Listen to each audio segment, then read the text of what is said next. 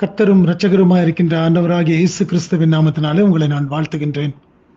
ஒரு புதிய நாளுக்குள்ளாய் நானும் நீங்களும் பிரவேசித்திருக்கும்படியாக கிருபையை தேவன் நமக்கு தந்திருக்கின்றார். இந்த தேவன் தாமே பெரியவரும் உன்னதரும் மகா பரிசுத்தமுமான தேவனாய் இருக்கிறார் என்று சொல்லி வேதம் சொல்லுகிறது. இப்படிப்பட்ட தேவனுடைய சமூகத்தில் தானே நானும் நீங்களும் இந்த காலை வேளையில கடந்து வந்திருக்கின்றவர்களாக இருக்கின்றோம். ஏனென்று சொன்னால், இந்த நாள் முழுவதுமாக நம்முடைய பிரயாசங்கள் எல்லாவற்றிலும், நாம் கடந்து போகின்ற வழிகள் எல்லாவற்றிலும் தேவன் நம்மை வழிநடத்தும்படியாக அவருடைய சமூகத்தில் நம்மை தாழ்த்தி அவரிடத்தில் நாம் ஒப்பு கொடுக்க வந்திருக்கின்றோம்.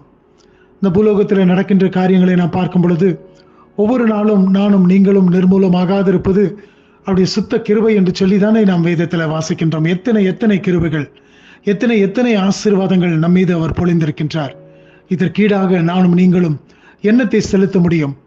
வேதத்தில் நாம் பார்க்கிற விதமாய் இதற்கு பதிலாய் நம்முடைய உதடுகளின் ஸ்தோத்திர பலி ஆகிய காணிக்கையை அவருக்கு நாம் செலுத்தும் பொழுது அவர் அதிலே பிரியப்படக்கூடிய தேவனாக இருக்கிறார் என்று சொல்லி வேதம் சொல்லுகிறது. எனக்கு பிரியமான தேவச்சனமே, இந்த நாளின் காலவெளியிலும் கூட தேவன் உங்களையும் என்னையும் பார்த்து சொல்லுகின்றார், என்னுடைய கிருபை உங்களோடு கூட இருக்கிறது என்று சொல்லி. அது மாத்திரமல்லாதபடிக்கு அவருடைய கிருபை தாமே நம்முடைய பிள்ளைகள் மீதும் அனாதியாய் இருக்கிறது என்று சொல்லி வேதம் சொல்லுகிறது. 103வது சங்கீதத்தின் 17வது வசனத்தை நான் வாசிக்கின்றேன். Psalm 103 verse 17. கர்த்தருடைய கிருபையோ அவருக்கு பயந்தவர்கள் மேலும், அவருடைய நீதி அவர்கள் பிள்ளைகளுடைய பிள்ளைகள் மேலும் அனாதியாய் என்றென்றைக்கும் உள்ளது. இந்த வசனத்தில் பார்க்கும் பொழுது கர்த்தருடைய கிருபையை குறித்தும், அவர் எப்படியாக தம்முடைய கிருபையை தம்முடைய பிள்ளைகளுக்கு விளங்க செய்கிறார் என்பதை குறித்தும் இந்த இடத்துல நாம் வாசிக்கின்றோம். இந்த புதிய நாளிலே நாம் வந்திருக்கும் பொழுது கர்த்தருடைய கிருபையோ அவருக்கு பயந்தவர்கள் மேலும் இருக்கிறதா.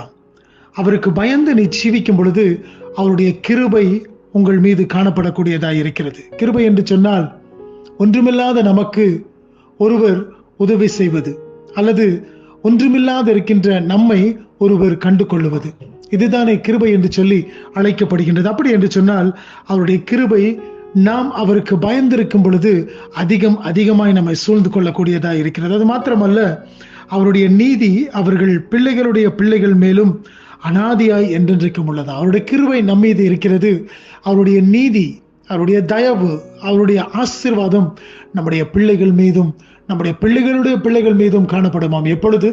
கர்த்தருக்கு நாம் பயந்திருக்கும் பொழுது. எனக்கு பிரியமான தேவச்சனமே, இந்த நாளின் கால வேளையில வந்திருக்கும் பொழுது நானும் நீங்களும் தேவனை பார்த்து சொல்லுவோமா, ஆண்டவரே, உமக்கு நாங்கள் பயந்திருக்கும் பொழுது உம்முடைய கிருபையை விளங்க செய்வேன் என்று சொல்லி இருக்கின்றீரே, அதற்காக நாங்கள் நன்றி செலுத்துகிறோம். அது மாத்திரமல்ல, எங்களுடைய பிள்ளைகளுக்கும் பிள்ளைகளுடைய பிள்ளைகள் மீதும் அந்த ஆசீர்வாதத்தை கொடுப்பேன் என்று சொல்லியிருக்கின்றீரே.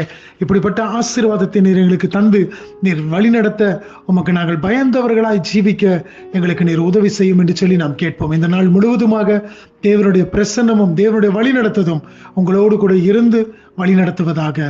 ஆமென்.